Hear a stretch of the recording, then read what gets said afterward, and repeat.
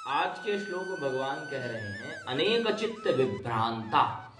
अनेक यानी बहुत सारे विषयों से, यानी उसका चित्त पूरी तरीके से इधर उधर घूम रहा है। और विभ्रांत, विभ्रांत यानी कि उसका चित्त और उसका मन स्थिर ना होकर के भ्रमण कर रहा है। और वह भ्रमण कैसा? तो मोह रूपी जो जाल है उससे आवृत। कैसा मोह? तो यहां पर पिछले श्लोकों में जो भगवान ने कहा, तो कैसा मोह कि मैंने धन को बहुत प्राप्त कर लिया और इस धन से मैं बहुत और आगे धन प्राप्त करता जाऊंगा। जिसके पास धन आएगा उसके पास एक बुद्धि और प्राप्त होगी कि मैं बहुत धनवान हो चुका हूं और मेरे सामने कोई टिक नहीं सकता, मैं ही सब कुछ हूं, मेरे सामने कोई इस संसार में बलवान नहीं है और मैं ही सबको दान देने वाला आदमी हूं और मैं जिस प्रकार से लोगों के साथ व्यवहार करता हूं उस प्रकार से कोई आदमी व्यवहार नहीं करता। तो उसी को भगवान जो है ये मान रहे हैं, यही चित्त का विभ्रम है।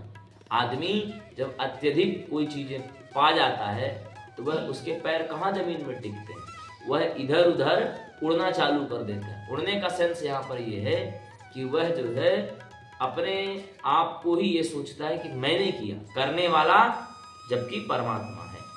उसको इस बात का मोह रहता है, वह इस बात से परेशान रहता है कि हर एक चीज को मैंने अपने पुरुषार्थ से कमाया। और प्रशक्ता काम भोगेशु, अपने कामनाओं में लगा रहता है और ये सोचता है कि मैं ही सब कर रहा हूं। और लेकिन हे अर्जुन, जो ये समझते हैं कि मैं ही सब कर रहा हूं, मैं ही लोगों का पालन पोषण कर रहा हूं और मैं ही लोगों को सब कुछ दे रहा हूं, तो देखिए भगवान ने 11वें अध्याय में कहा था निमित्त मात्रेण भव सव्यसाचिन्। हे अर्जुन, तुम कुछ नहीं कह रहे हो और तुम कुछ नहीं कर रहे हो, मैं तुमसे कहवा भी रहा हूं, मैं तुमसे करवा भी रहा हूं। अर्जुन ने भगवान से कहा पहले अध्याय में, गीता के पहले अध्याय में, कि मेरा जो शरीर है वह पूरी तरीके से जल रहा है, गांडीव धनुष हाथ से निकला जा रहा है।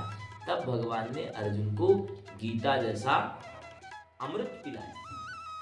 भगवान ने अर्जुन की बातें सुनी। अर्जुन ने कहा कि मुझे राज्य से कोई मतलब नहीं, मैं तो भिक्षा मांग के भी काम चला सकता हूं, पर लेकिन अपने गुरु जी को कहां मारूं? ठीक है, तो और ऐसा राज्य जो गुरु जी के खून से सना हुआ हो, ऐसा राज्य मुझे नहीं चाहिए। तब भगवान ने अर्जुन को डांटा, असोच्यान वसोचस्त्वं प्रज्ञावादांश भाससे गतासून गतासूश्च नानुसूचन्ति पंडिता।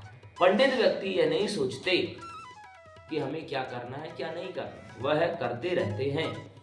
और भगवान ने अर्जुन से फिर कहा कि अपनी बुद्धि को व्यवसायत्मिका रखो, अपने कार्य के प्रति सोचो, परंतु लोग अपने उसी कर्म के बदौलत इतने ज्यादा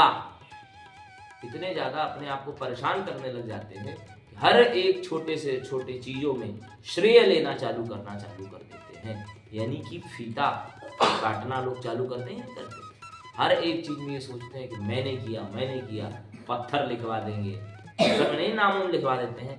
कोई अच्छी बात नहीं है, ये तुम नरक के भागी होगे।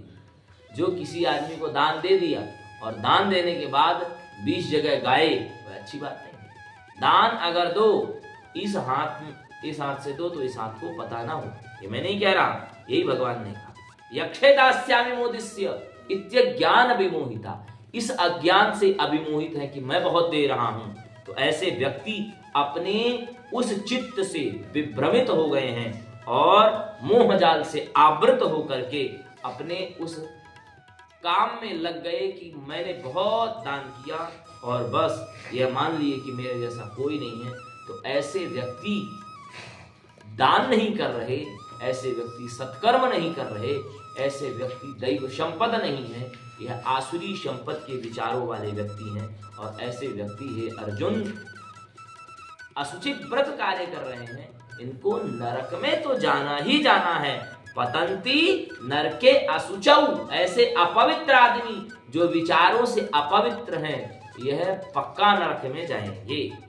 तो देखिए भगवान ने आज के श्लोक में यही कहा कि अनेक चित्त विभ्रांता, जिसका चित्त तो उसके नियंत्रण में नहीं है, वह अपने चित्त से घूम रहा है और मोह जाल में आवृत हो गया है। तो यह मोह जाल कैसा कि मैंने लोगों को बहुत दान दिया, मेरे जैसा कोई नहीं, मैं ही सब लोगों के पेट को चला रहा हूं, अगर मैं ना हूं यह गरीब व्यक्ति भूखे मरे और मेरे पास अब अच्छा पैसा आ गया है तो मैं और मेरे सामने कोई भी बोलेगा मैं उसे दबा दूंगा।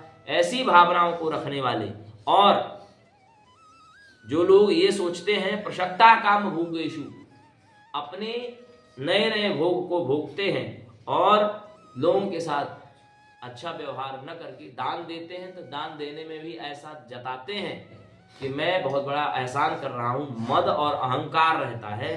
तो ऐसे व्यक्ति कोई सुचित व्रत कार्य नहीं कर रहे, असुचित व्रत कार्य कर रहे हैं, इनको नरक में जाना पड़ता है। इसीलिए दान देते समय विनम्रता होनी चाहिए। क्या होनी चाहिए? जो व्यक्ति दान ले रहा है वह भी महान है, दान देने वाला महान नहीं है, दान लेने वाला भी महान है। आप देखते होंगे परिक्रमा मार्ग में लोग फल बांट रहे होते हैं, लोग खिचड़ी बांट रहे होते हैं, लोगों को दे रहे होते हैं, तो वो लोग हाथ जोड़ के चले जाते हैं। यहाँ पर देखते हैं ना, तो वह जो दान दे रहा है वह भी महान है, जो दान ले रहा है वह भी महान है।